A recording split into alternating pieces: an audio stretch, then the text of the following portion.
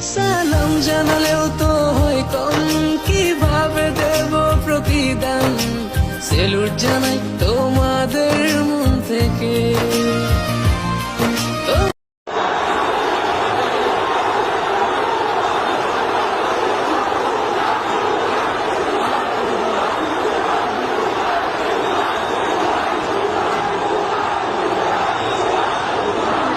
আমি আমার শহীদ ভাইদের রক্তের সাথে বেইমানি করবো না। এই ক্যাম্পাস ছেড়ে আমি বাড়িতে যেতে পারবো না, বাড়িতে আমি থাকতে পারবো না। আমি ডাকি স্বাভাবিক কোথাও। আমার সোনার বাংলা, আমি তোমায় ভালোবাসি। সালাম সালাম হাজার সালাম সকল শহীদ স্মরণে।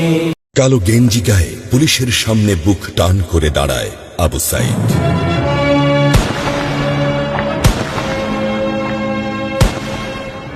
পুলিশ তাকে রক্ষা করার বদলে গুলি করে। আমরা কি রাজাকার সবাই? আমরা কেউ রাজাকার না।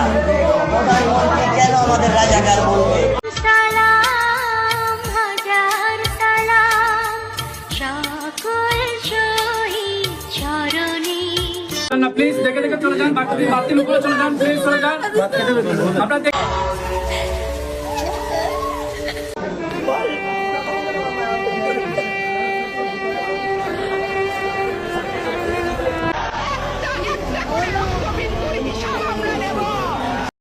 মায়ের ফোন আসছিল, অক্সিজেন খুলে মায়ের সাথে একটু কথা বলতে দিয়েছে। মা, আমি ভালো আছি, সুস্থ আছি, তুমি টেনশন করো না। কিন্তু তার কিছুক্ষণ পরই সবকিছু শেষ হয়ে গেল।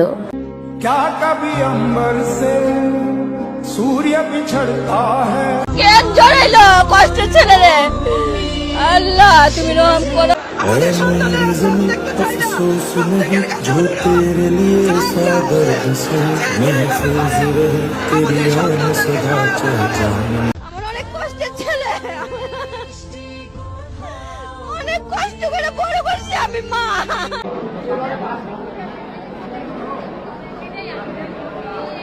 অনের গলা মনে রেখো, যুদ্ধ করে রক্ত দিয়ে দেশ পেয়েছি।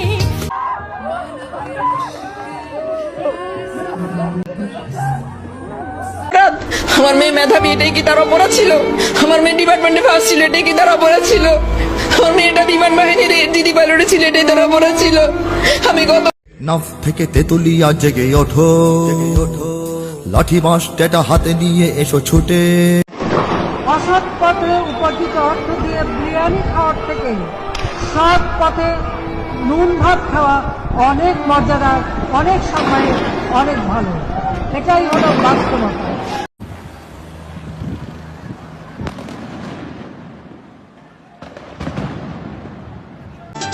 মোরা নিরন্ন বড় ক্ষুধার্ত, নেই কষ্টের কোনো শেষ। মাগো আমি এখন আন্দোলনের অনেক বড় চাবি।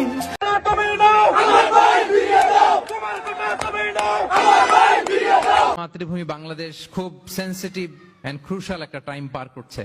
আমরা আমাদের প্রিয় মাতৃভূমির জন্য আজকের কেপ টাউনের বাইতুল কুদস মসজিদ থেকে, মসজিদুল কুদস থেকে দোয়া করি আল্লাহ তাআলা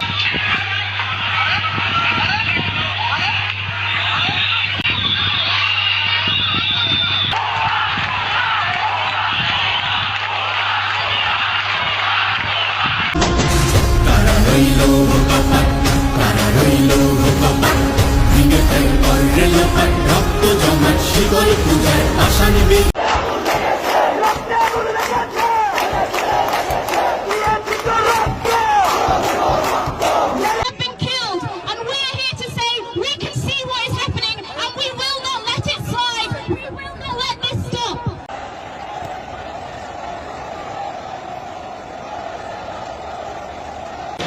আমরা হারবো না, তোমার মাটির একটি কণা ছাড়বো না।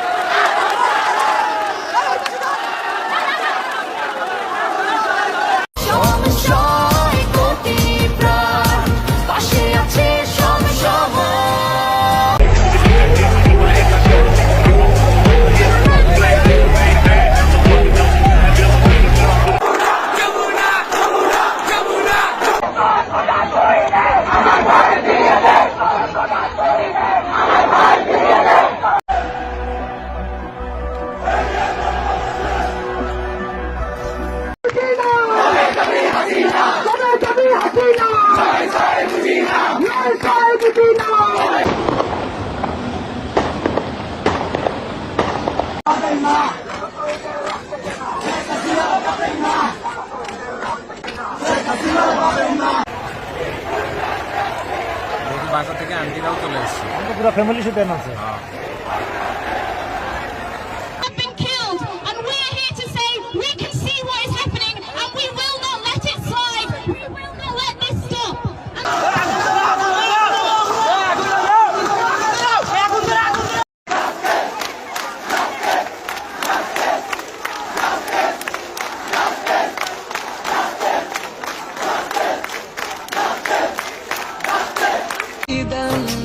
সেলুট জানাই তোমাদের মন থেকে,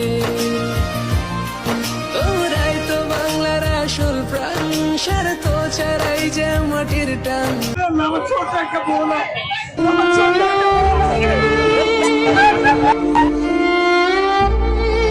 দেশ বিক্রি করে খাইয়ে দিছে অলরেডি, দেশের মানুষের বুকে পাখির মতো গুলি করছে। দেখা এগুলা কি, তারপর এগুলা কি, আচ্ছা এগুলা কি আমরা জানতে চাই। দিতে পারেন না প্রমাণ না হওয়া পর্যন্ত।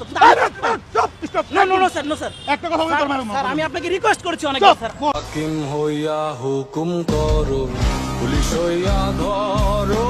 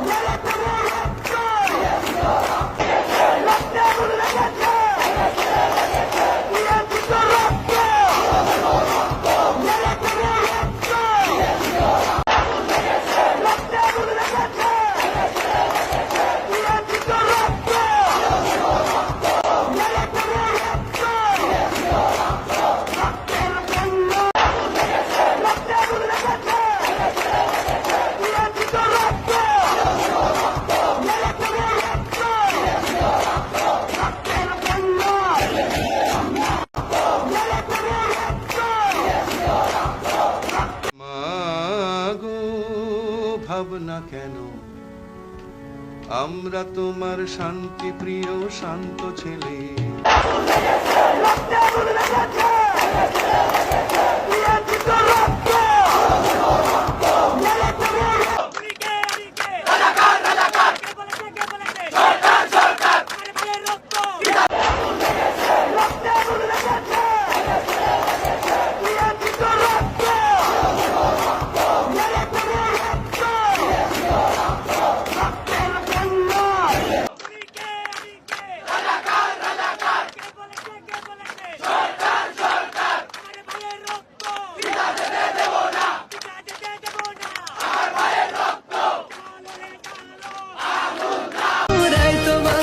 আসল প্রাণ, স্বার্থ ছাড়াই যে মাটির টান, ভাবনি একটিবার জীবন দিতে।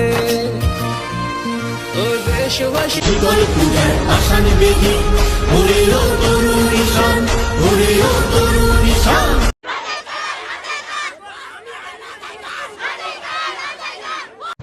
রাজপথে স্বৈরাচারের ভাঙব দাঁত ভাঙব রে, দেশ বাঁচাতে জীবন দিতে রাজপথে নামবো রে।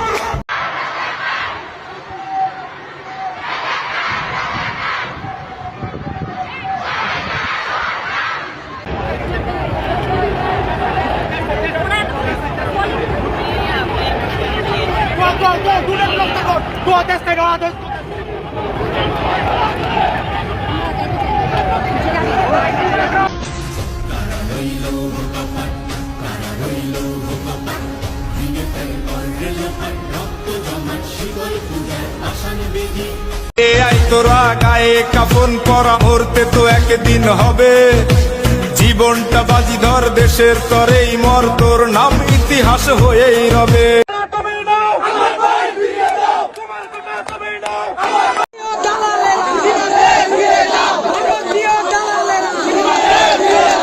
Bangladesh, Bangladesh, where so many people are dying fast, it sure looks like a mess.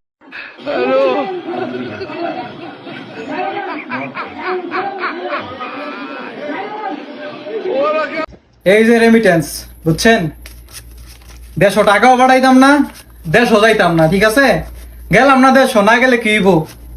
কিচ্ছু হইতো না, বুঝছেন না? ফিলিপিনে একটা বিয়ে করুম, এনে দেখতে যাবো গা, বাস। দেশও না গেলে কি হইব? আসসালামু আলাইকুম আমার প্রবাসী ভাই বোনেরা। বাংলাদেশে টাকা পাঠানোর অনেক পদ্ধতি আছে, বিকাশ আছে, হুন্ডি আছে, ব্যাংক ছাড়াও অনেক পদ্ধতি আছে।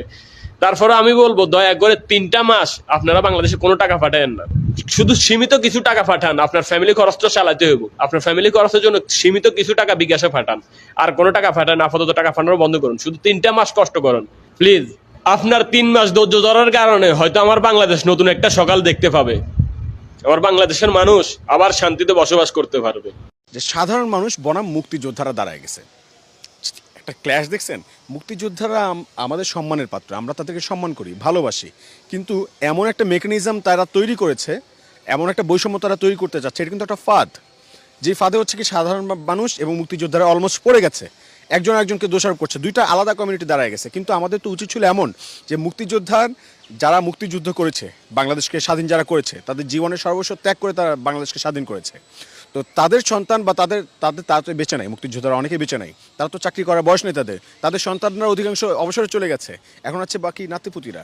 তো তাদের তো দায়িত্ব ছিল এটা, তাদের যা দাদা নানারা, তারা কি প্রশ্ন এখানে থেকে যায় না যে তাদের দাদা নানারা কি কোটার জন্য যুদ্ধ করেছিল কিনা? কোটার মাধ্যমে অযোগ্য একজন ডাক্তার নিয়োগ দিবেন, তখন ডাক্তারের হাতে রোগী মারা যাবে। যখন আপনি একজন ইঞ্জিনিয়ার, অযোগ্য ইঞ্জিনিয়ার আপনি নিয়োগ দিবেন, সে চাকরি পাবে, তখন দেশের স্থাপনা ভেঙে পড়বে। যখন অযোগ্য শিক্ষক হবে, শিক্ষার্থীরা শিক্ষা পাবে না। অযোগ্যরা যখন দেশের বড় বড় জায়গায় যাবে, দেশ দুর্নীতিতে ভরে যাবে, তারা সঠিক সিদ্ধান্ত নিতে পারবে না, দেশ নষ্ট হয়ে যাবে, দেশ স্বৈরাচারে ভরে যাবে। আজকে অধিকার চাইতে এসে আজকে আমাদের এই অবস্থা, আমার ভাইদের আমাদের এই অবস্থা দেখেন, আমার ভাইদের কে নিবে দায়িত্ববান বলেন, কে নিবে দায়িত্ববান?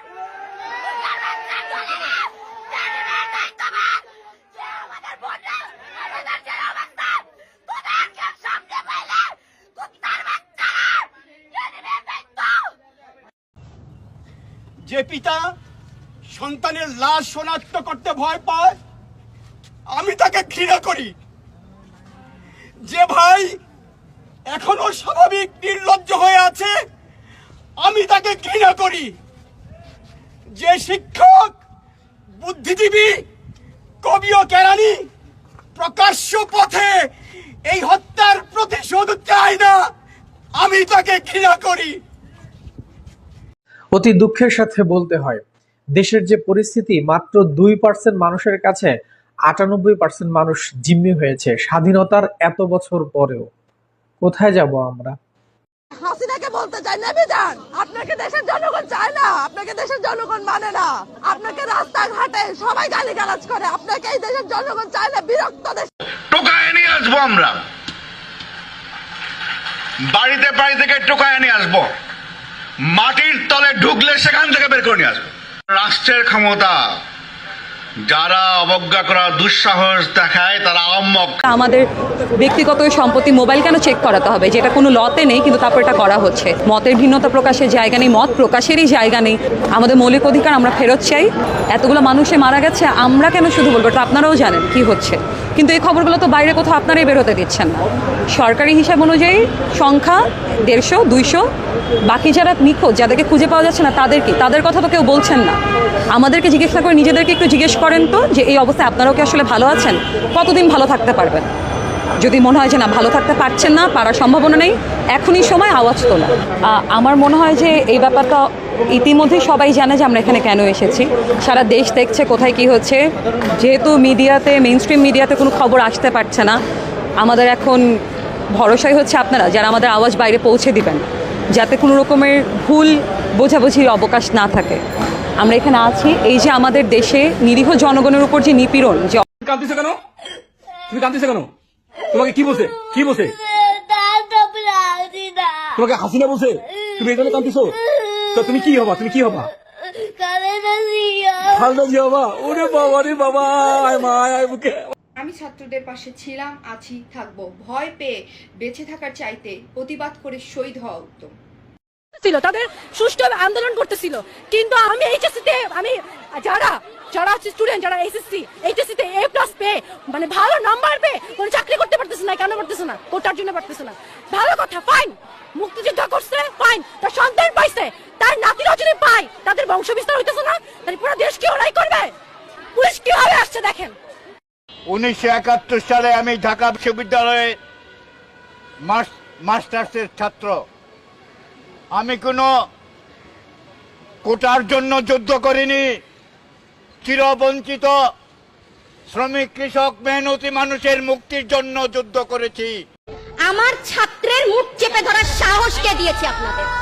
আমার ছাত্রের কলার ধরার সাহস কে দেয় আপনাদের? কয়জনের জবান বন্ধ করবেন আপনারা? একজনে করবেন, 10 জন দাঁড়াবো। 10 জনকে বন্ধ করলে 1000 মানুষ দাঁড়াবে, 18 কোটি বাঙালি নামবে। এই ছেলেটার কোমরে দড়ি বাঁধা, কত বছর বয়স ওর? 16। কোমরে দড়ি বাঁধলেন কেন? এত বড় অপমান। 16, 17, যে বয়সকে সারা বিশ্ব সম্মান দিয়ে সম্মান করা শেখায়, তার কোমরে দড়ি বাঁধলেন। আর কোমরে কে দড়ি বাঁধায়, সময় আপনাদেরকে বলে দিবে। বিসমিল্লাহির রহমানির রহিম। সংগ্রামরত ছাত্র ছাত্রী জনতা এবং দেশপ্রেমিক বাংলাদেশি, দেশে বিদেশে যে যেখানে আছেন, আসসালামু আলাইকুম। জানি অনেকের মনে প্রশ্ন আসবে, আমি এমন দেশে এভাবে কেন এলাম? বাংলাদেশে যুদ্ধ শুরু হয়ে গেছে। সবাইকে সতর্ক করতেই আমি অত্যন্ত জরুরি কিছু তথ্য প্রকাশ করতে আপনাদের সামনে এলাম। 2009 সালে বিডিআর অফিসার হত্যা, সেনা অফিসার হত্যার আগে যেরকম চিঠি বিতরণ হয়েছিল, ঠিক আবার সেই চিঠি বিতরণ শুরু হয়ে গেছে। বিডিআরের সেনা হত্যার আগে, সেনা হত্যায় যারা যারা জড়িত ছিল তাদের মাঝখানে সোহেল তাজ অন্যতম। সেই সোহেল তাজ আবার নাটকীয়ভাবে বাংলাদেশে এখন হাজির। কোন দিকে যাচ্ছে? হঠাৎ করেই সরকারকে আমার একটা প্রশ্ন, আমরা যদি যারা, আমরা তো হাতে অস্ত্র নেই নাই, আমরা খালি লাঠি আর ইট নিয়ে নামছি। আপনারা কি আসেন রবার্ট বুলেট, অরিজিনাল বুলেট, বোমা, যে 4% রাইফেল নিয়ে নামছে। আমাদের হাতে যদি অস্ত্র ওঠে, আপনারা কি বাঁচবেন? একটা 4 কোটি রাজাকারের হাতে যদি অস্ত্র ওঠে, আপনারা কি থাকতে পারবেন? আপনারা মাঠে আসতে পারবেন? এটাই আপনার কাছে প্রশ্ন। আমরা অস্ত্র ধরি না, যে হাতে কলম ধরি সে হাতে অস্ত্র ধরতে আমরা 2বার চিন্তা করি।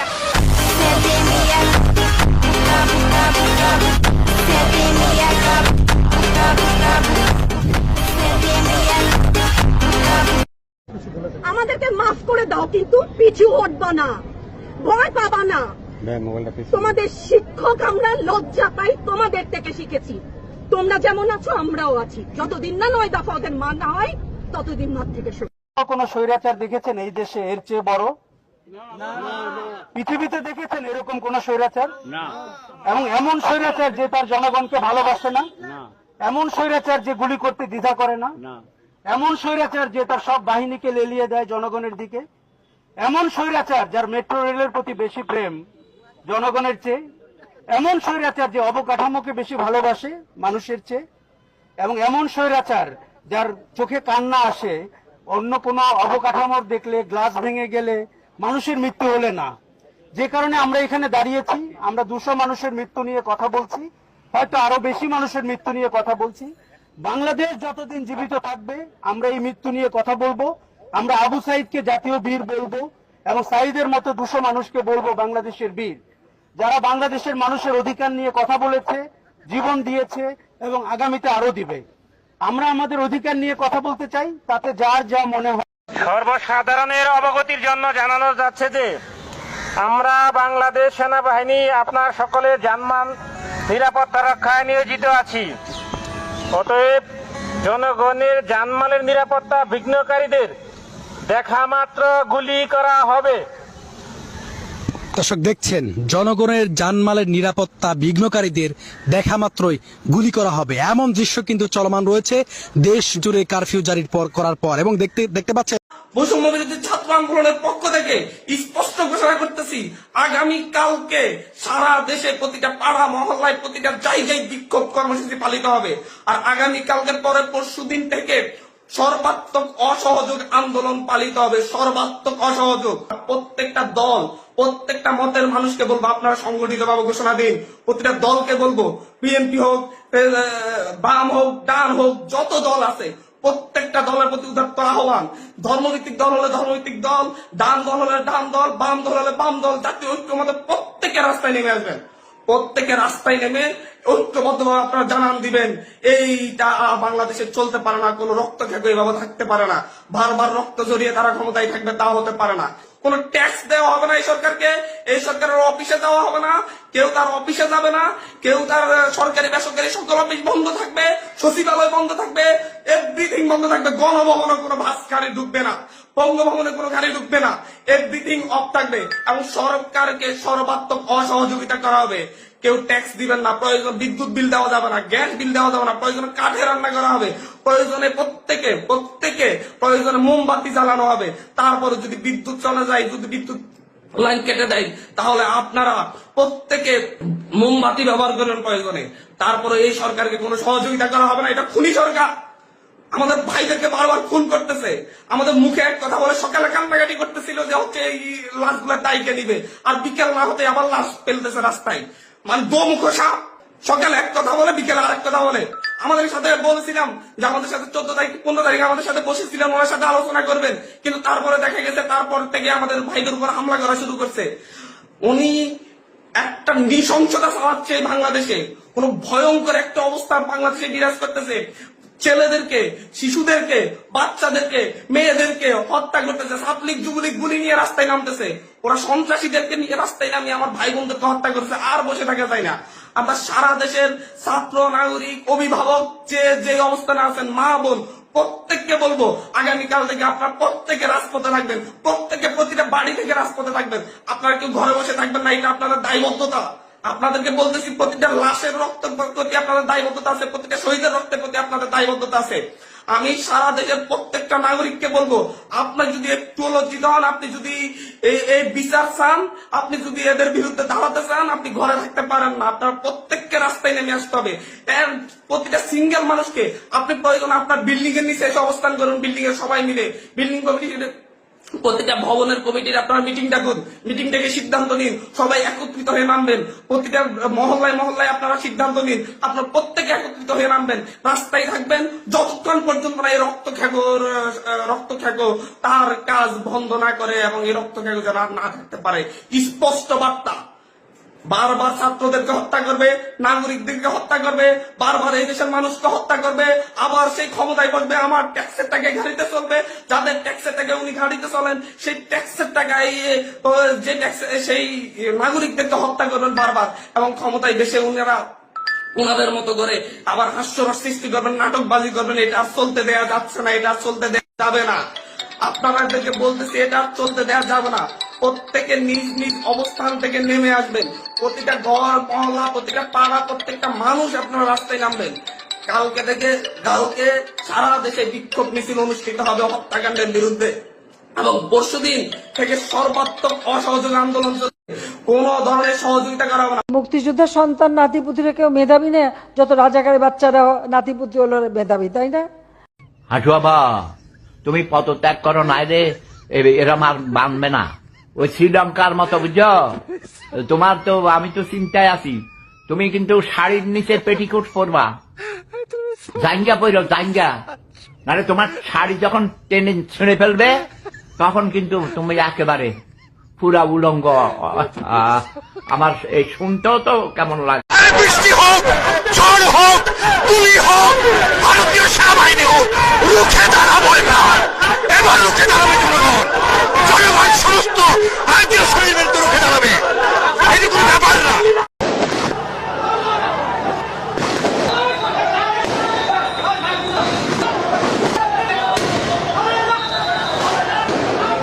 ভাতের হোটেলের যে মালিক তাকে কি করা হয়েছে, যে ম্যানেজার তাকে কি করা হয়েছে, সংস্কার করা হয়েছে। ভাতের হোটেলের যে ম্যানেজার তাকে চেঞ্জ করা হয়েছে, তাকে বদলি করা হয়েছে, কিন্তু মনে রাখবেন ভাতের হোটেল, ভাতের যে হোটেল সেটা কিন্তু বন্ধ হয় নাই। আমরা অনেক দেরি করে ফেলেছি জয়েন করার ব্যাপারে। আমি অবসরপ্রাপ্ত লেফটেন্যান্ট ইফতেখার, আমার কাছে নৈতিকভাবে মনে হয়েছে they are right for the righteous cause. এভাবে কেউ মারা যেতে পারে না, এটা একটা শেষ দরকার। যদি প্রয়োজন হয় ওদের সবার আগে আমি বুক পেতে দেবো টু সেফগার্ড দেম, বিকজ একসময় আমরা ট্রেনিং প্রাপ্ত ছিলাম ন্যায়ের পক্ষে।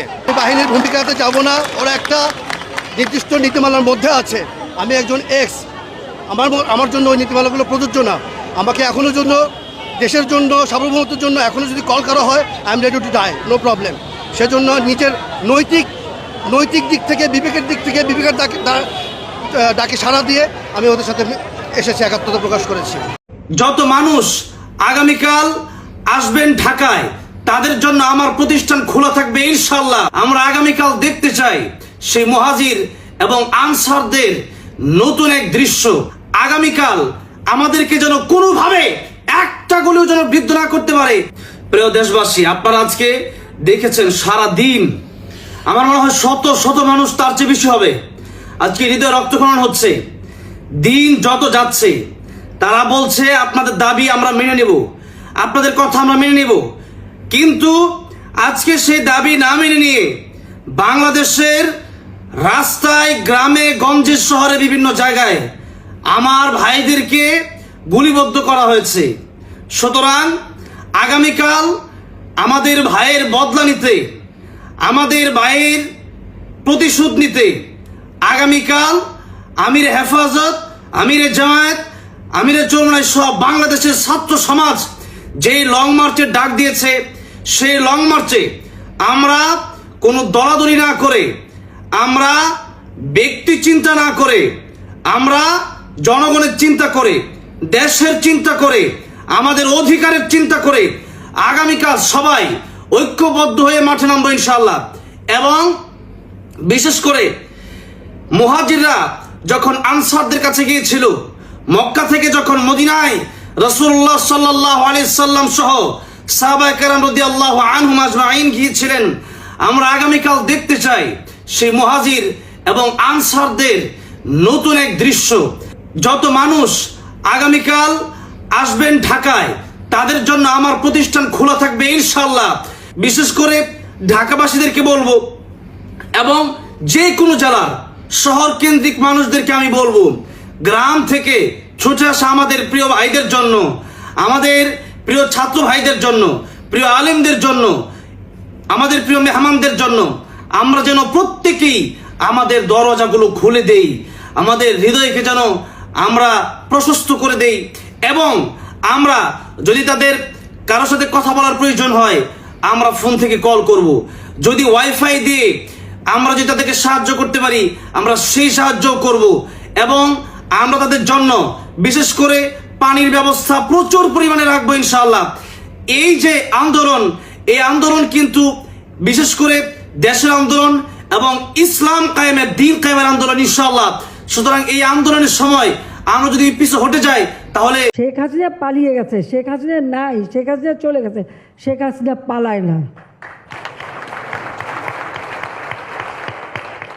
শেখ হাসিনার পর আপনাদের কি হবে সেটা আমারও চিন্তার বিষয় না, আমার পরিবারের আর চিন্তার বিষয় না, আপনারা বুঝবেন।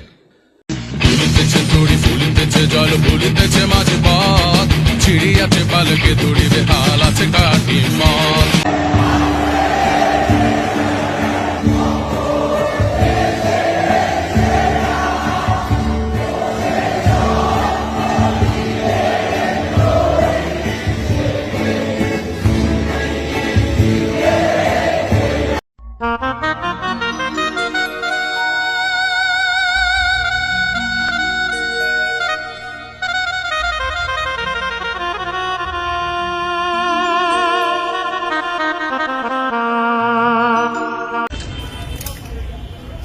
ভাইয়া আসলে নিজের বিবেকের কারণে আমি দিয়ে যাচ্ছি। হ্যাঁ, সবাই এই যে আবেগে বসে প্লিজ, আমার হয়েছে কি মানে ফেক তোমার সঙ্গে ভুল হচ্ছে, তো আমি আসলে সারাটা রাত ঘুমাই নাই, ওদিকটা বাচ্চা আমি খুবই ট্রমাতে চলে গিয়ে। আমরা এই দেশে বাস করি, একটা স্বাধীন দেশে বাস করি, আমরা কোনো প্রজা না, আমরা কোনো দাস না, এই দেশটা কোনো বাবার সম্পত্তি না, কোনো জমিদারি না।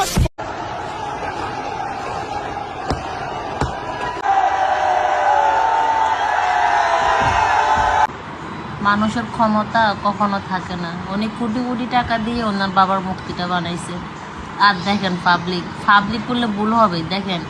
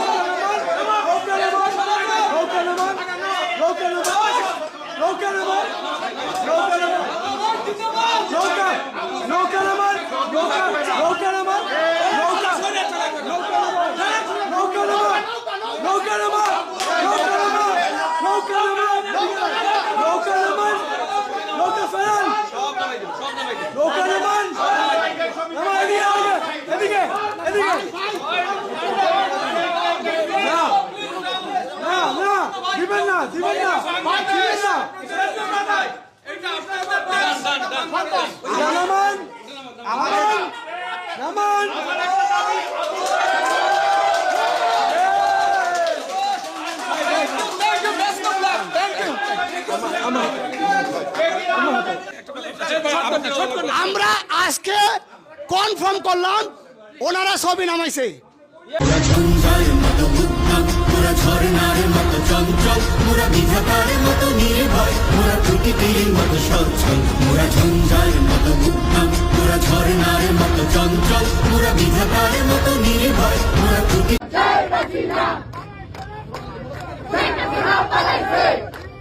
যুগে যুগে জড় জীব সবে পড়ে রবে নিবিড় বেলা,